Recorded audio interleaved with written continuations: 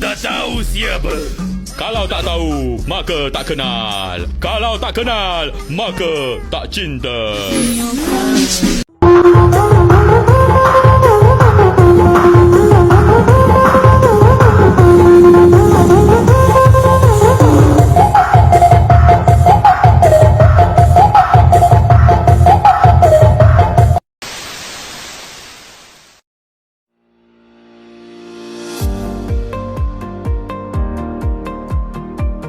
Halo teman-teman, selamat datang di video pembelajaran kali ini. Saya Ulfa Safira. Di video ini, kita akan membahas apa itu perencanaan kebijakan kesehatan dan mengapa penting untuk dipahami. Jadi, pastikan kalian menyimak sampai akhir ya, karena akan ada penjelasan seru dan juga contoh-contoh yang mudah dipahami. Yuk, kita mulai. Video ini semata-mata menyampaikan materi mengenai perencanaan kebijakan kesehatan. Yuk, pelajari cara merancang kebijakan yang efektif untuk kesehatan masyarakat. Tujuan dibuatnya video ini yaitu menyediakan pemahaman dasar tentang perencanaan kebijakan kesehatan. Yang kedua, menjelaskan langkah-langkah dalam proses perencanaan. Yang ketiga, memberikan wawasan tentang faktor-faktor yang mempengaruhi perencanaan. Apa sih perencanaan kebijakan kesehatan itu? Perencanaan kebijakan kesehatan adalah proses merancang dan mengimplementasikan strategi untuk mengatasi masalah kesehatan masyarakat secara sistematis. Ini mencakup identifikasi masalah, penetapan tujuan, pengembangan strategi, dan evaluasi hasil. Adapun jenis-jenis perencanaan dalam kebijakan kesehatan. Yang pertama, perencanaan strategis di mana hanya berfokus pada jangka panjang, menentukan visi besar untuk masa depan. Contohnya, mengurangi angka kematian ibu. Yang kedua, perencanaan taktis, yaitu fokus pada jangka menengah, mengimplementasikan strategi besar. Contohnya, kampanye vaksinasi.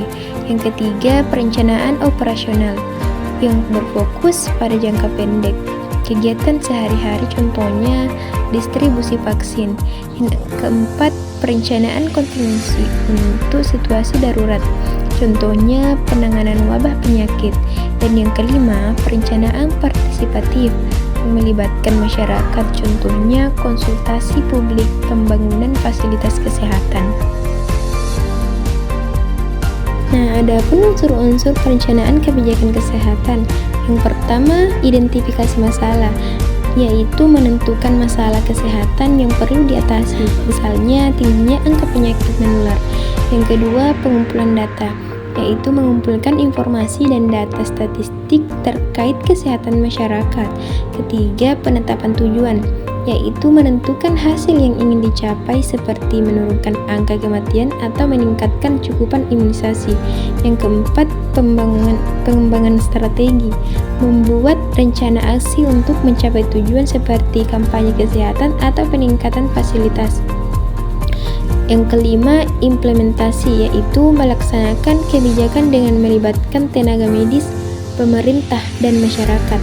Dan yang keenam, evaluasi dan monitoring, menilai keberhasilan kebijakan dan membuat perbaikan jika diperlukan. Selanjutnya, konsep dasar perencanaan kebijakan kesehatan. Nah, konsep dasar perencanaan kebijakan kesehatan terbagi menjadi dua, yaitu kebijakan kesehatan dan perencanaan.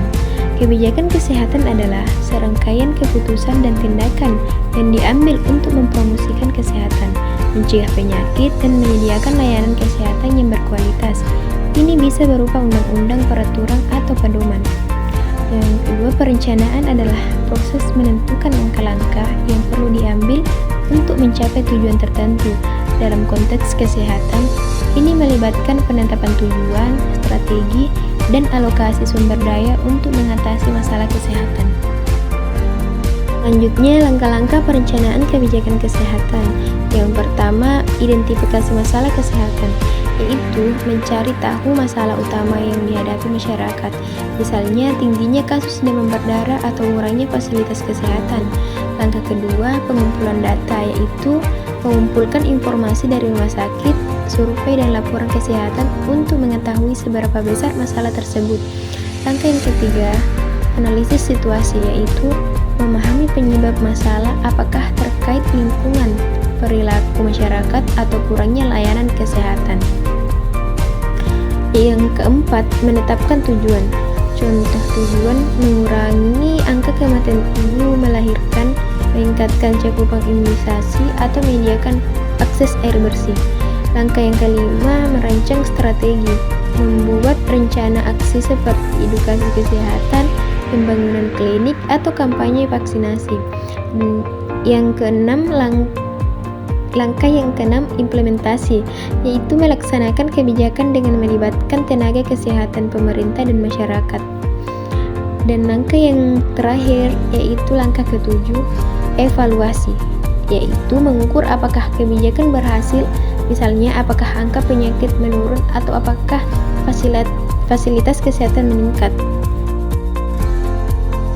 Contoh video animasi kebijakan kesehatan, salah satunya pada program imunisasi.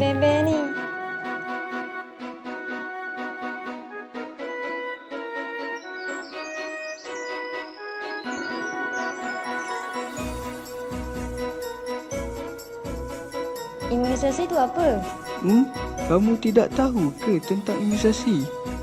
Begini, imunisasi adalah pemberian vaksin terhadap bayi dan kanak-kanak untuk mencegah penyakit berjangkit.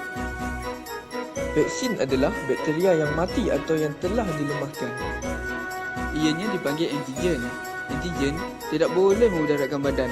Namun, imuniti badan masih menganggap mereka sebagai musuh dan menyertakan mereka dengan antibodi.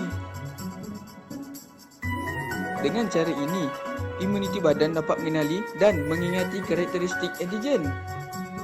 Apabila antigen menyerang badan semula, imuniti badan sudah bersedia dengan memeri mereka sebelum ini dan menghasilkan antibodi dengan pantas. Penting sangat ke imunisasi ini? Sangat penting, lebih-lebih lagi kepada kanak-kanak macam Nona. Sistem imuniti kanak-kanak masih belum matang dan mudah terdedah kepada penyakit yang memudaratkan serta mengancam nyawa. Imunisasi ini dapat mencegah penyakit bahaya seperti demam campak, TB, beguk dan pelbagai lagi daripada terus berjangkit kepada orang ramai. Kalau ianya penting, kenapa notis ini boleh ada ke atas jalan macam ni? Masih ada golongan yang menolak imunisasi ini. Imunisasi kan mampu menyelamatkan banyak nyawa. Kenapa ada golongan yang takut? Tidak perlu berasa takut kerana setiap vaksin dijamin halal dan disahkan selamat oleh Kementerian Kesihatan Malaysia. Jadi Nona tak perlu risaulah kan?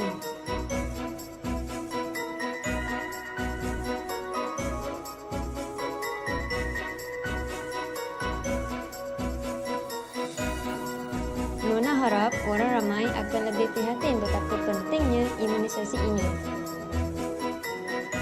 Kawan-kawan, jangan lupa tahu, anda sihat kerana imunisasi melindungimu. Adapun tantangan dalam perencanaan kebijakan kesehatan, yang pertama, kurangnya dana. Yang terkadang pemerintah tidak memiliki anggaran yang cukup untuk menjalankan program kesehatan yang besar. Yang kedua, sumber daya manusia terbatas, yaitu kekurangan tenaga kesehatan di beberapa daerah, terutama di wilayah terpencil. Yang ketiga, hambatan geografis, di mana daerah terpencil sulit dijangkau membuat implementasi kebijakan tidak merata. Yang keempat, kurangnya kesadaran masyarakat. Beberapa masyarakat mungkin kurang sadar akan pentingnya kesehatan sehingga program sulit berhasil.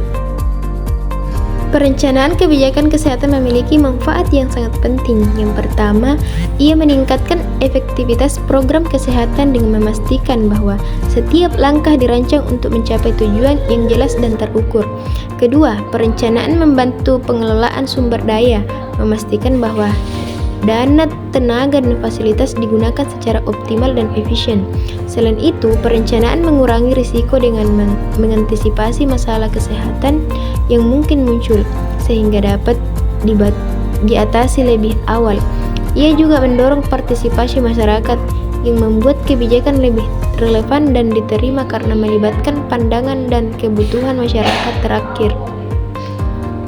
Terakhir, perencanaan memungkinkan evaluasi dan perbaikan kebijakan yang sedang berjalan, memastikan bahwa kebijakan terus diperbaiki untuk memberikan dampak yang lebih positif bagi kesehatan masyarakat.